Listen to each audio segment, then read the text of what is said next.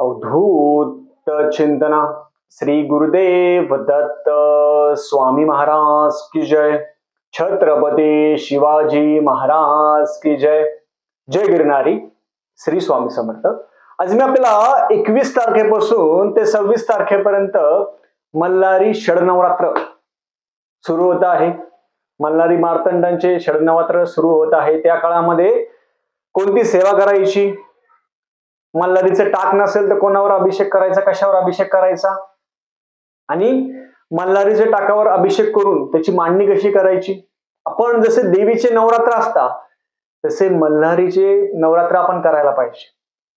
याच्याबद्दल मी आज पूर्ण माहिती सांगणार आहे। चॅनलवर पहिल्यांदा आला असेल तर अवश्य सबस्क्राईब करा, म्हणजे येणारा नवीन व्हिडिओ श्री स्वामी समर्थ महाराजांचे गुरुचरित्राची आणि नवनाथ पारायणाबद्दल माहिती भेटेल। जसे देवी आईचे नवरात्र असतात तसे खंडोबांचे षडनवरात्र किंवा खंडोबा आहे ते 5 दिवस घटी बसत असतात। लक्षात ठेवा, प्रतिपदेपासून मार्गशीर्ष महिन्याच्या प्रतिपदेपासून ते चंपाषष्ठी तिथपर्यंत आपण जे घटी बसत असतो, आणि या काळामध्ये जसं देवीचं आपण करतो तसं खंडोबाचं करायला पाहिजे। खूप जण नाही करत। खूप जणांना आपलं कुलदेवत खंडोबा आहे हेच नाही माहिती। देवी सगळ्यांना माहिती बघा, तुळजापूरची देवी असेल, सप्तशृंगी देवी असेल, माहूरची देवी असेल, वणीची देवी असेल, ह्या सगळ्या देवी आहे, पण त्यांना खंडोबा प्रत्येकाचा आहे कोणाला माहितच नाही। खूप जण मग ज्योतिबा असेल, खंडोबा असेल, ज्योतिबाचे पण नवरात्र असतात, पण आपला खंडोबा आहे हे मार्गशीर्ष महिन्यामध्ये यावेळेस 21 तारखेपासून ते 26 तारखेपर्यंत आहे। या कालावधीमध्ये काय करायचं, खंडोबाचा टाक प्रत्येकाच्या घरामध्ये असावा। जसा देवीचा असतो तसा खंडोबाचा टाक प्रत्येकाच्या घरामध्ये असावा। नसेल तर करून घ्या, अजून वेळ आहे। आज 16 तारीख आहे फक्त, म्हणून अगोदर व्हिडिओ करतोय मी। खंडोबाचा टाक प्रत्येकाच्या घरी असावा। नसेल तुमच्या घरात खंडोबाचा फोटो तरी असावा, मग खंडोबाचा टाक असेल तर 21 तारखेला मार्गशीर्ष शुद्ध प्रतिपदेच्या दिवशी 21 तारखेला मी स्क्रीनवर दाखवेल, खाली पाठ मांडा। देवघराच्या जवळ केलं तरी चालेल, आमचं जे देवघर आहे आम्ही त्याच्या समोरच करतो मांडणी। पाठ मांडायचा, पीस मांडायचं, खाली गहू ठेवायचे, कलश मांडायचा, कलशाला पाने ठेवायचे, आतमध्ये सुपारी असेल 1 रुपया टाकायचा, कलशाला स्वस्तिक काढायचं, कलशात एक डिश ठेवा, त्याच्यावरती तांदूळ ठेवा, आणि खंडोबाचा टाक आहे त्याच्यावर पहिले रुद्राभिषेक घ्यायचा। 21 तारखेला करायचं आहे आपल्याला हे रुद्राभिषेक करायचं, रुद्र म्हणायचं। रुद्र नाही म्हटलं, रुद्र नाही आलं तर आपल्याला तर मग श्री सुक्त पुरुष सुक्त म्हणायचं। खंडोबाच्या टाकावर पहिले अभिषेक घ्यायचा। अभिषेक घेतल्यानंतर जो खंडोबाचा टाक आहे तो घटी बसवायचा। त्याच्यासोबत आपण शंख घंटीची पूजा करायची। परत आपण खोबरं असेल, गुळ असेल ते पण ठेवू शकता। पानाचे विड्या ठेवायचा, 2 पानाचे विडे ठेवायचे, त्याच्यावर सुपारी ठेवायची, त्याला गंधाक्षता फुलवायचं। हे आपण 21 तारखेपासून ते 26 तारखेपर्यंत एकदा देव घटी बसले तर आमचे तर एकदा देव घट बसले तर पूजा नाही करत। आपली परंपरा वेगळी प्रत्येकाची, लक्षात ठेवा। आम्ही जसं करतो तसं तुम्ही करा असं नाहीये, प्रत्येकाची परंपरा वेगळी। या 6 दिवसामध्ये षडनवरात्र आहे, 6 दिवसांचे असे घट एकदा बसले, 21 तारखेला घट बसले तर 6 दिवसामध्ये घरातील कर्त्या पुरुषांनी उपवास करायला पाहिजे, किंवा मग प्रत्येक रविवारी कर्त्या पुरुषांनी उपवास करायला पाहिजे खंडोबाचे। पण काय होतं, उलट होतं, महिलाच उपवास करतात खंडोबाचे। काही दिवस मग आमची आईच करायची, वडिलाला म्हणायचं तर ते नाही म्हणायचे, मग काही वेळेस ते करायचे। असंच प्रत्येकाचं काय होतं, नाही करते एक जण, पण घरातील कर्त्या पुरुषांनी खंडोबाची उपवास करायला पाहिजे। नाही केले घरातील कर्त्या पुरुषांनी, मग महिलांनी केलं चालता। या काळामध्ये रोज खंडोबाला आपण हळद असेल हे व्हायचं, पिवळे फुलं व्हायचे, रोज सकाळ संध्याकाळ खंडोबाची आरती करावी। या काळामध्ये 5, 11, 7, 21 खंडोबाचे जे आपले सप्तशती आहे, मल्हारी मार्तंड जे सप्तशती आहे त्याचं वाचन प्रत्येकाने करायला पाहिजे। जेवढे तुमचे पाठ होतील तेवढे पाठ करायला पाहिजे. तुम्ही म्हणणार दादा मग देवीचं करतो आम्ही, मग हे काय कुलदेवता असतं बघा, कुलदेवत आणि कुलदेवता लक्षात ठेवा. आपल्या घरामध्ये, आपल्या देवघरामध्ये कुलदेवत आणि कुलदेवता ह्या दोनच गोष्टी महत्वाच्या आहेत. कोणते यंत्र पण महत्वाचे नाही, मी तर म्हणतो. आईबाप महत्वाचे हो. आई म्हणजे आपली कुलदेवता, वडील म्हणजे खंडोबा, काही काहींचे ज्योतिबा. या दोनच गोष्टी आपल्या आयुष्यामध्ये महत्वाच्या. ज्यांच्या घरामध्ये या दोन गोष्टी असेल त्यांना कशाची काळजी नाही, त्यांना यंत्र घ्यायची गरज नाही. तुम्हाला श्री यंत्र नाही, कुबेर यंत्र नाही, काही गरज नाही, काही गरज नाही. मी तर म्हणतो काहीच गरज नाही. माझ्या स्वतःच्या घरात नाहीये, नाही हा.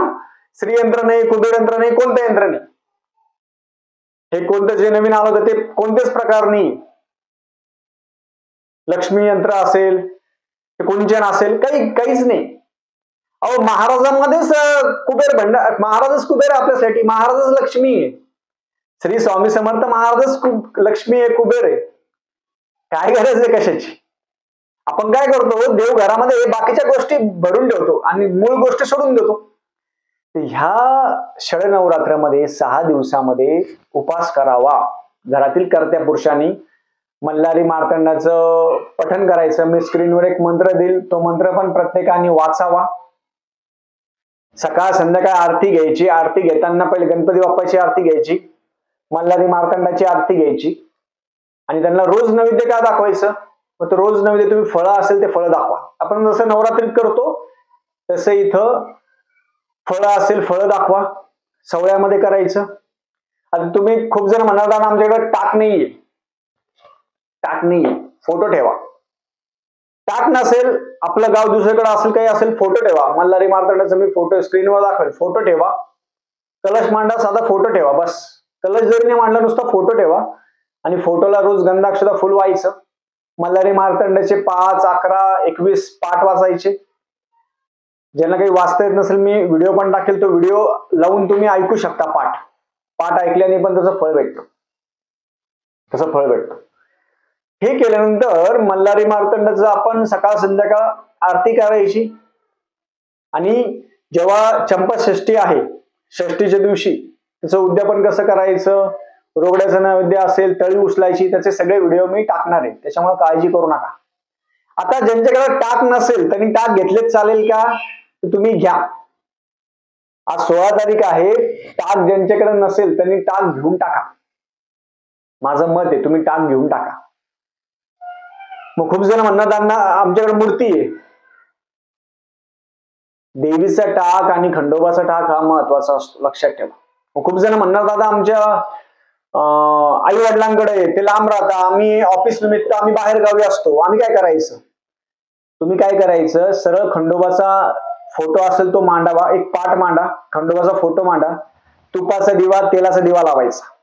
सरळ सरळ सोपं काम करायचं. तुपाचा दिवा तेलाचा दिवा लावायचा आणि ते केल्यानंतर सकाळ संध्याकाळ रोज आरती करायची, उपास करायचा. उपास मग काही काही जण म्हणणार, काही काही ठिकाणी संध्याकाळी उपास सोडता, काही काही पूर्ण 6 दिवस उपास असतात. नवरात्री सारखे, नवरात्रीमध्ये कसे 9 दिवसाचे उपास असतात, तसे हे षड नवरात्र आहे खंडोबाचे, 6 दिवसाचे उपास असतात नवरात्री सारखे. पण याच्यामध्ये अजून एक आहे की आपल्या परंपरेनुसार आपल्या कुलधर्म कुलाचाराप्रमाणे करावं. मी सांगतोय म्हणून असं करू नका. सगळ्यांना अजून विनंती आहे, प्रत्येकाचे कुलधर्म कुलाचार वेगळे. पण साधं सोपं सांगायचं जर झालं, ज्यांच्याकडे टाक नसेल टाक घ्यावा. ज्यांचे आई वडील लांब असेल त्यांनी काय करायचं, फोटो आणून घ्या खंडोबाचा, पाठ ठेवायचा, पीस ठेवा, त्याच्यावर खंडोबाचा फोटो ठेवा. पहिल्या दिवशी श्री सुक्त पुरुषसुक्त म्हणून घ्यायचं आणि खोबरं असेल ते ठेवा. मल्हारीचे 5, 11, 21 मल्हारीचे पाठ करावे. जो मंत्र दिन स्क्रीनवर तो वाचावा. अशी साधी सोपी सेवा प्रत्येकाने करू शकता. ज्यांच्याकडे टाक नसेल त्यांनी बसता उठता उपास करा. म्हणजे पहिल्या दिवशी, ज्या दिवशी म्हणजे 21 तारखेला मल्हारी मार्तंड जेव्हा घटस्थापना होईल त्यांची, त्या दिवशी उपास करायचा बसता उठता आणि शेवटच्या दिवशी करायचं चंपाषष्ठीच्या दिवशी. त्या दिवशी उपास सुटता तर 5व्या दिवशी करावं. असं प्रत्येकाने करावं. आपण नवरात्रीमध्ये कसं देवी घटी बसवतो, तसं खंडोबा इथं घटी बसवत असतात. हे लक्षात घ्या. या काळामध्ये काही काही ठिकाणी देवपूजा करता, काही काही ठिकाणी देवपूजा करत नाही. आपापल्या परंपरेनुसार. आमच्या देवपूजा करत नाही, घट बसलेला असतात त्याच्यामुळे नाही करत. शंख घंटी ठेवायची, पंचोपचार पूजा करायची. एकदा खंडोबा घटी बसल्यानंतर खंडोबा हलवायचे नाही, लक्षात ठेवा. खंडोबा हलवायचे नाही. आता खूप जण कन्फ्युज असेल, दादा मग आम्ही खंडोबा आणू का? तर तुम्ही आणावा. चांदीच्या टाकामध्ये साधा खंडोबा भेटतो, तो प्रत्येकाने आणावा ज्याच्या घरात नसेल. काही काही घरामध्ये काय होतं, देवीचे टाक असतात, खंडोबाच नसतो. मग काय होतं, मग त्यांना घटस्थापना किंवा हे कधी येतं हे लक्षात येत नाही कोणाच्या.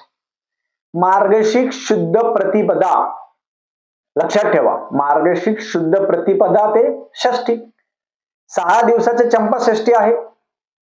त्या दिवशी चंपाषष्ठी असतं. त्या दिवसापासून काही काही जणांचे कांदे वांगे आहे ते सुरू होता. अशा गोष्टी आहेत.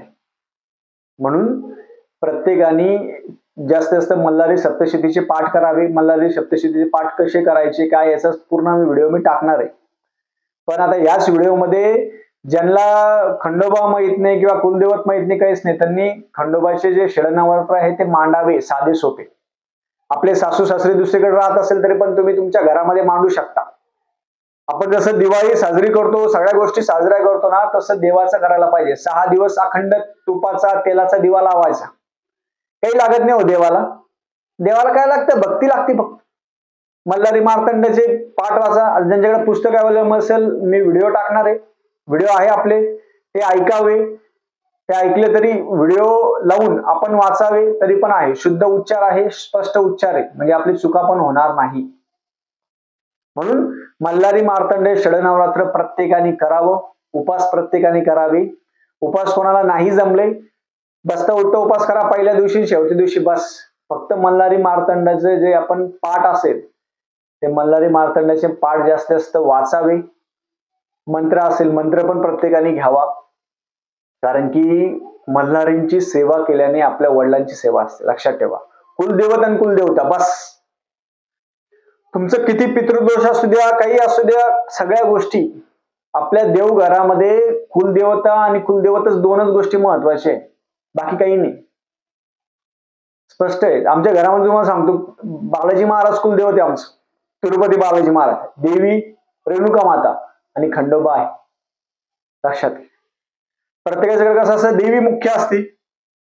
तुळजापूरची देवी असेल, वणीची देवी असेल, कोल्हापूरची देवी असेल, माहूरची देवी असेल आणि खंडोबा असतो.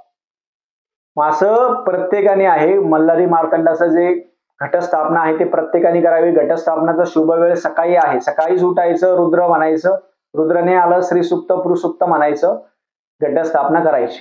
त्याला हळद व्हायची, हळद व्हायची त्यांना, आणि नंतर रोज आरती करायची. मल्हारी मार्तंडाच्या पुस्तकामध्ये आरती पण आहे, आरती करावी. आणि नंतर चंपाषष्ठीच्या दिवशी आपण रोडगा असेल, नैवेद्य असेल, तळी उचलायची असेल, हे सगळं मी व्हिडिओमध्ये सांगणार आहे. त्याच्यामुळे काळजी करू नका. ज्यांच्याकडे खंडोबाचा टाक नसेल त्यांनी खंडोबाचा टाक आणावा, ही सगळ्यांना विनंती आहे. झालेली सेवा मी खंडोबा चरणी रुजू करतो. श्री स्वामी समर्थ.